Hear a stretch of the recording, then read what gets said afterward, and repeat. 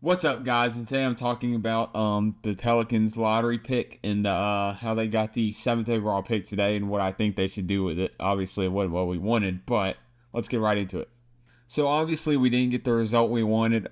Being one of the worst teams in the league, I feel like we needed a good pick for Joe Dumars to really submit what he wanted to do here early. But obviously, we didn't get that. We still have a decent pick. I think we go center. I'll get more into that in a second, but I think the whole lottery system needs to be changed because these teams that are first and second went fifth and sixth, and we were the fourth worst team. We went what, seventh?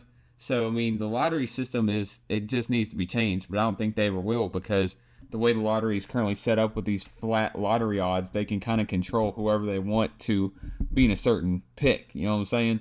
I'm getting a little bit of conspiracy, but that is the way it is. I don't think they'll ever change it.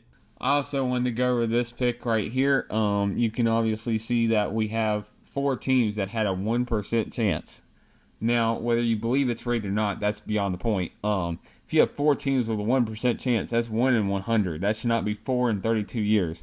So this is me making my point that the lottery should be changed. There shouldn't be that many 1% chance teams winning the lottery. And there should be more of those teams that are actually bad winning the lottery. And we've benefited from this a couple times, the Pelicans have, with Anthony Davis and Zion Williamson. Obviously, we were more likely to win Anthony Davis. That was a little bit less of luck, but there's still a lot of conspiracy around that. But Zion, we were for sure lucky, and so we benefited from it too. But I don't think any team that's been the worst team, I don't think any team that has been the outright worst team has actually got the first pick since they made the lottery change. And I'm talking about the most recent lottery change where a couple years ago where they made it even more harder to tank.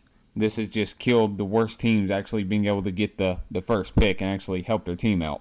With me getting my thoughts on the lottery needing to be changed, let's get right into the mock drafts and who I think we should pick and who I think fits our team. So we've got all the obvious picks, the Flags, the Harpers, the Baileys, the Edgecombs. But once we get down to 7, Maliwak, right? And I've been saying we should draft Maliwak since the start of the year, before I even knew we were going to be this bad. I thought we should have drafted Maliwak. I liked his play at Duke early on. He gets a lot of foul trouble, but he is a great shot blocker. He can get into a post bag. I think he can shoot, and I think he can shoot more than he showed at Duke, because typically that's what happens with bigs at Duke. They don't shoot as much as they could actually shoot because they want him down low to rebound and whatnot. And he was a great lob threat as well. He's got a lot of potential. He's got a great frame. I thought that since the start of the year, I thought he was naturally gifted. So the pick doesn't bother me, right? Because we also need a center. So seeing Maliwak here, it would be my pick as well. If I was doing a mock draft, I would think we would pick Maliwak as well. I've been saying that since the start of the year. If we wanted a center that could shot create a little more and do those type of things, we could go Derek Queen because Zion has not done too well with centers that clog the paint and get on the block. He doesn't do as well with those type of centers because he likes to drive the paint. And if you have a center that's sitting on the block, now the center that's guarding our center can just sit on the block and guard Zion. He doesn't get a 3-second. And sometimes they don't even call it a 3-second anyway. So Derek Queen being able to spread the floor is very valuable. And I think if Maliwak were to join our team, he would have to shoot the ball. He'd have to spread the floor. Queen is perhaps the most skilled big man in this class. I do believe that. I think he's maybe more NBA ready than Maliwak. He doesn't have as strong of a frame though.